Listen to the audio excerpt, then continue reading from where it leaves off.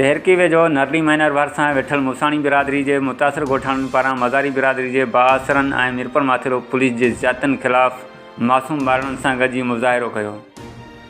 उन मौक़े ते मुतासिर ॻोठाणनि बरकत मूसाणी, मुख़्तियार अहमद, कुर्बान, रियाज़ मूसाणी ॿियनि दाहींदे चयो त तक़रीबन 3 महीना अॻु पंजाब जे शहर रहीमयार ख़ान भरिसां वेठल मज़ारी बिरादरी जी नारी सुभाना धीउ टिलण मज़ारी मुबैना तौरु अगवा थी वई हुई। जंहिं बाद हाणे नारी सुभाना बाबति ॼाण मिली आहे त हिन पंजाब वासी कोराई बिरादरी जे नौजवान मुनीर पुट हज़ूर बख़्श कोराई सां घरां निकिरी प्यार जो परिणो कयो आहे।